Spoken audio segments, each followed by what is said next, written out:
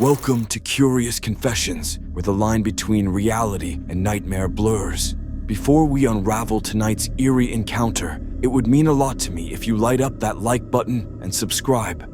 Because in this place, curiosity isn't just encouraged, it's essential. Ready to uncover the next confession? Let's begin. At first, I thought it was fun. We lived in an RV. It was like an endless vacation. One week we were in LA. The next, we were in Salt Lake City. We didn't know much about our lives before this. We knew we were born in Portland and that we could never stop moving. We always knew we were a special family. I just guess we didn't know how special we were. My parents tried so hard to have kids and almost lost hope. That's why my twin sister and I were so special to them. They're little miracles. It was annoying, but at least we knew we meant something to them. Amelia and I were fairly close as far as siblings go. We were kind of each other's only friends since we were homeschooled. We felt pretty isolated. We never set up camp anywhere fun. No KOA campgrounds with ice cream shops and swimming pools, always driving off-road and living deep in the woods. I guess it was peaceful in a way, but anyone who grew up near the woods understand it's not something you mess with. The first time I really personally realized something was up was just before our 7th birthday, when we were staying in a place in BC called Kamloops.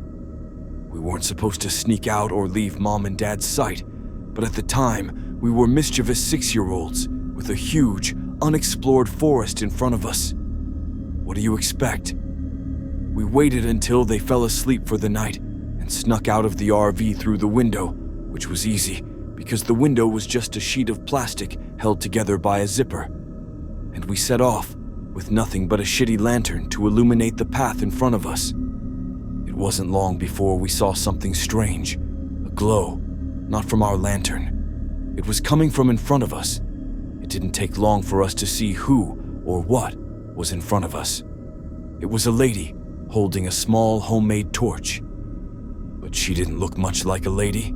Her hair was matted and fallen out in some places. Her skin was almost blue and looked rotted. Her teeth were yellow and a few were missing, and I thought you could even see part of her jaw. She was wearing a dirty hospital gown. I didn't know where the nearest hospital was, but it had to be pretty damn far, because the last time I remember driving anywhere with a paved road had to be 3 hours before we set up our camp here. Amelia and I were frozen in fear, and for the first time since we had mutually decided affection towards siblings was lame, I reached for her hand. That thing reached out its bony arm to us. It moaned something almost indecipherable, like moo boo boo. That was enough to snap me out of it, and I sprinted away, dragging Amelia behind me. By some miracle, we had made it back to the RV, and by some other miracle, got back in without waking our parents. We didn't get much sleep, and were far too shaken up to even say good morning to our parents, let alone tell them what happened. Would they have even believed us if we told them? Well, after what happened next, I guess they would have to. When we opened the door to the RV, we saw that the remains of what we had left out overnight, a campfire reduced to ashes, the sticks covered in charcoal, Amelia and I had used to draw on the rocks, and a makeshift table with a few cans of beans had been utterly destroyed. It wasn't too out of the ordinary to have our camp ravished by animals. We lived in the woods after all, but this was something no animal could do. This looked set up, like whatever did. It had a plan. What we saw written on the back of the RV confirmed this belief. In the charcoal sticks, someone had written, "You can't run forever," on our trailer. Mom made us breakfast while Dad cleaned up the mess. We left shortly after that and drove for hours, not even stopping for quick washroom breaks. Mom and Dad spoke in hushed whispers as Dad drove. I wish I knew what they had been talking about. That night, I guess, because Mom and Dad could see we were shaken up, they took us for a rare treat. A dinner at a real restaurant, a shitty diner, but a restaurant nonetheless. It was empty there, which was why my parents liked it, as they hated crowds. I was over the moon. A root beer float and a greasy cheeseburger was anything a 6-year-old boy could dream of. Which was why I was so upset when Mom and Dad made us leave the second someone else came in. It was just an old trucker. I didn't get the big deal. While we were in the RV, Amelia asked why we had to leave while I sulked in my bunk, a glorified shelf. Mom sighed. I suppose you two are almost 7. That's old enough to know.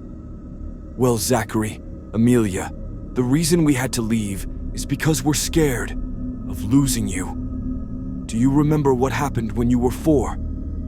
I had no idea. My memory was never good, but Amelia claimed to remember. We were in Beaverton, not too far from Portland. She said that when we were 4, we were running around in a field when a big man in camouflage and bit boots came up to us and bent down to our level. We're not supposed to talk to strangers, Amelia said. She was always a goody two-shoes. I'm John. Now we're not strangers. What are your names? I'm Zach, and that's my sister Amelia. We're 4, and our birthday is July 26th, 2002. I had apparently said, but I bet Amelia just said I said that to make me look worse. That's when he stopped smiling. He roughly took our hands and started to lead us away. Let's go somewhere fun, Zach and Amelia. I need to take you someplace else. My mom got teary. That's right. If your dad and I hadn't caught you just before you left, we probably would have never seen you again. I took you two someplace safe, and your dad, I shot that son of a bitch in the leg. Hope he had fun crawling back to his house, he said coldly. Amelia and I shot each other glances.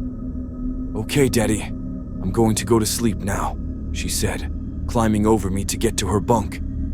That night we stopped somewhere for the night. I forgot where, probably near the interior of BC, or maybe Alberta. I looked out the little plastic window, and I saw her. I saw that fucking lady again. She was staring at me and Amelia in our bunk beds, reaching out for us with that same long, bony hand. I rolled over and tried to sleep, but couldn't, knowing she was there. Life continued on like that for a while. Anywhere we'd stop, she'd be there. Washington, there she was. Nevada? You bet your ass. Montana? Better fucking believe it. Amelia and I didn't really explore much anymore, partially because we were getting older and gradually showing less interest in that sort of thing, but partially because that experience in Kamloops traumatized us both. That didn't stop the lady from trying to get us. Sometimes we'd catch a glimpse of her on the highway as we drove by. Sometimes she'd appear right where the fire of our campsite stopped illuminating, so we could barely see her. On the rare occasion we went into public to get supplies or food, I could have sworn I caught a glimpse of her in the crowd. Whenever she was around, I always heard that damn cry of hers. Ma, boo, boo. After a while, she stopped scaring me. Well, as much. Everything finally made sense. The day before Amelia and I turned 14. Mom and Dad had left the RV and gave us two a rare couple hours of freedom as they gathered things for our birthday. We weren't parked ridiculously far from civilization, but I'd say a good hour's worth of walking. We weren't that scared. We had lived in the woods long enough to know, as long as you didn't bother the forest, it wouldn't bother you. And the lady in the hospital gown was honestly more of an annoyance than anything else. I'd even go so far to say we had almost forgotten about her. I was reading, and Amelia was rummaging around the RV for food. I was getting immersed in my book when Amelia shouted out, "Zach, come check this out." I rolled my eyes.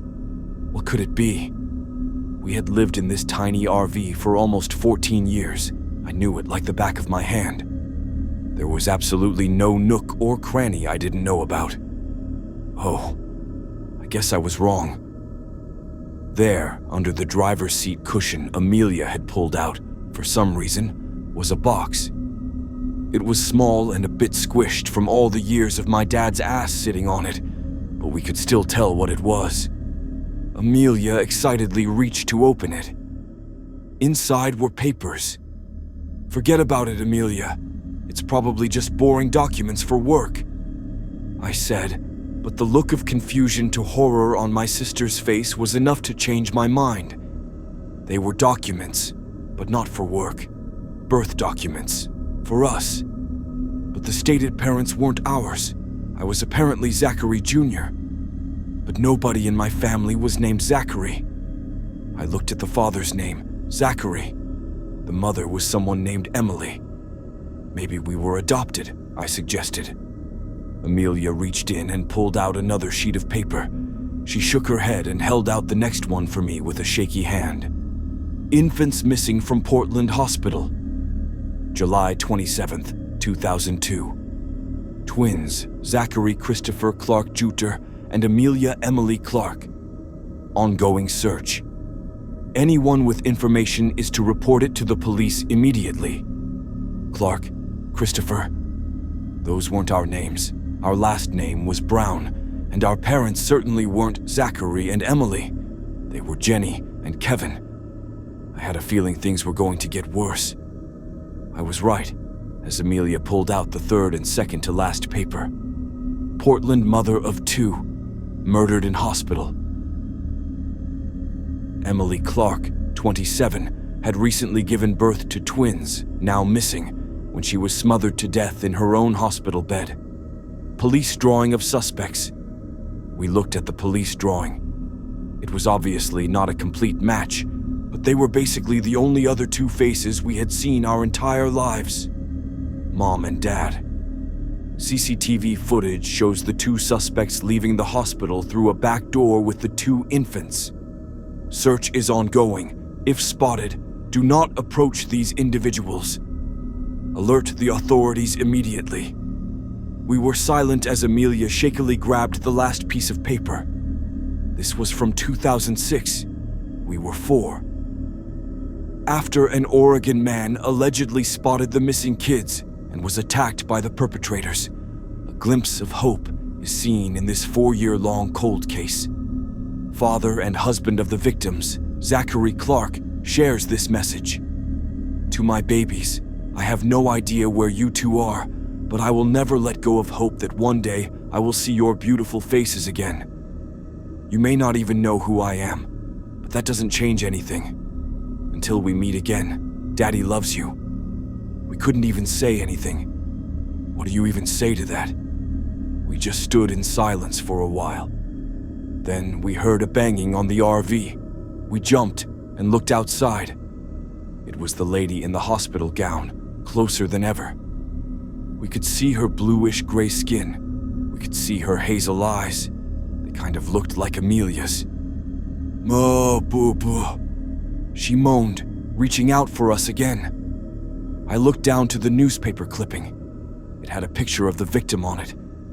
I held it up to the window where she was staring at us. "Ma, boo-boo," she said again. "Ma, boo-boo, my baby, all this time." She had just wanted her babies. Amelia stepped out of the RV. I was scared at first, but this day couldn't get any crazier, so I followed. "Mama," she asked, tears in her eyes. "Boo-boo," she said, reaching her bony hand out once again, but she didn't run. She let her touch her face as she gently rubbed her hand across her cheek. She did the same to me, but then pointed in the direction of the nearest town. Go, she said. "Go? Why?" Amelia asked. "Dada," our mother croaked. Dad, Zachary Sr., was he still alive after all this time? "We have 2 hours until Mom and Dad." Amelia cut herself off. "They get back. Let's go, quick." Although we really didn't have any idea how to get to the town, we somehow knew, like someone was guiding us. We busted into the sheriff's office, probably looking awful. First came the questioning, then the DNA testing, then they looked for our parents, then they arrested my parents, then the news stories and the interviews. Then we were flown out in a plane, my first plane ever, to Portland to meet our dad. We were quite the story. They called my parents the wretches of the woods. They thought of them as evil witches who who stole us and hid us deep in the woods. I guess they were right in a way. It was weird seeing them behind bars, serving life sentences, because after all, they raised us for nearly 14 years. But that's where they'll stay. No running, no hiding. There's nowhere to hide in a cell. He burst into tears when he saw us. We didn't. It was weird. He was my dad and all, but was he? I guess I met him when I was like a few hours old, but I just couldn't connect to him. It took a while, but we slowly got used to our new lives. In a house, with a bed, and our own rooms, not running from everything or living in the woods. It was peaceful, although most of the time I ended up sneaking into Amelia's room because after all this time, I still couldn't be alone. One time I got a knock on our window. We both woke up and saw the lady in the hospital gown outside. But she looked happier, less rotten, like she was complete again. "Mama," I asked, "could she stay? And I could live with the family I craved." Like she read my mind, she shook her head. "I have to go. My babies," she said, reaching her hand out to us through the window as she slowly disappeared into the night. We never saw her again after that. But we always knew she was watching us. But this time we wouldn't run.